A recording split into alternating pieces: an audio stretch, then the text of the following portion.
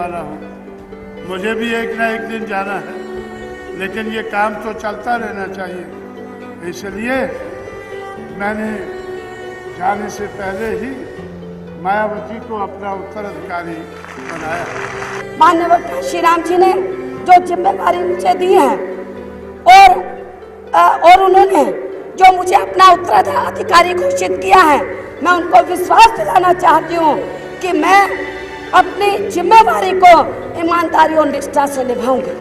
मैं अकेला ही चला था जाने वे मंजिल मगर, लोग मिलते गए और कारवा बनता गया। लेकिन यूपी की बदलती सियासत में मायावती के लिए इस शायरी को उलटकर देखिए, यानी लोग निकलते गए और कारवा सिमटता गया।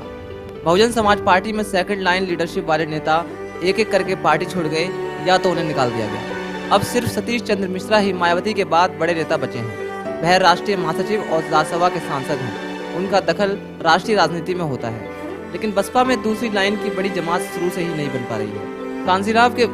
कांशीराम के मूवमेंट से जुड़े नेता पीछे छूटे। बसपा संस्थापक कांशीराम के मूवमेंट और उसके बाद जुड़े ज्यादातर नेता अब पार्टी में नहीं हैं। राम अचल राजभर और लालजी वर्मा के निष्कासन के साथ ही बसपा स्थापना से लेकर संघर्ष से जुड़े ज्यादातर नेता बसपा से बाहर हैं। इनमें से कई नेता ऐसे थे जिनका प्रदेश स्तर पर अच्छा प्रभाव होता था।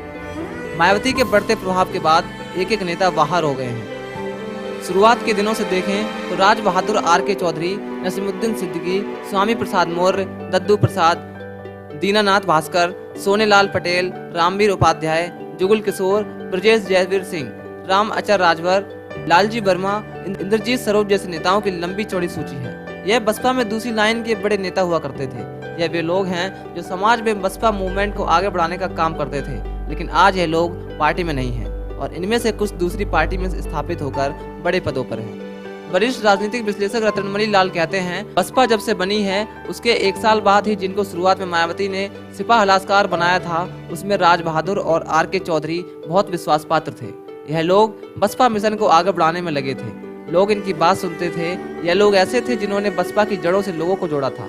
इनके हटते ही लोगों को बड़ा झटका लगा था।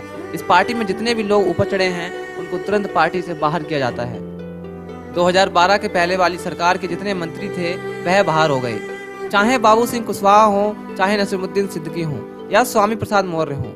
रामवीर उपाध्याय और ब्रजेश पाठक भी अब पार्टी में नहीं है। धीरे धीरे ऊपर चढ़ने वालों को निकाल दिया जाता है। लालजी वर्मा और राम अचल राजभर तो कांशीराम के जमाने के हैं जिन्हें बाहर निकाल दिया गया है।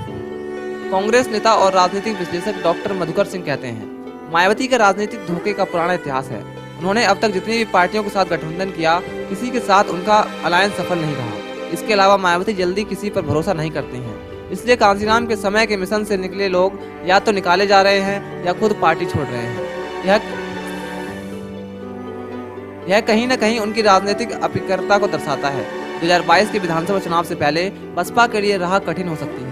रतनमणि लाल ने बताया, इन सब की वजह से पार्टी जहां पहुंची है, कैडर भी जुड़ता है। जितने भी नेता हटाए गए होंगे उनके समर्थक भी तो नाराज हुए होंगे। इसके बाद पार्टी में बसता क्या है यह देखना होगा। मायावती की पार्टी में आज तक सेकंड पार्टी लाइन बन ही नहीं पा रही है। इस घटना के बाद बसपा को बड़ा नुकसान हो सकता है।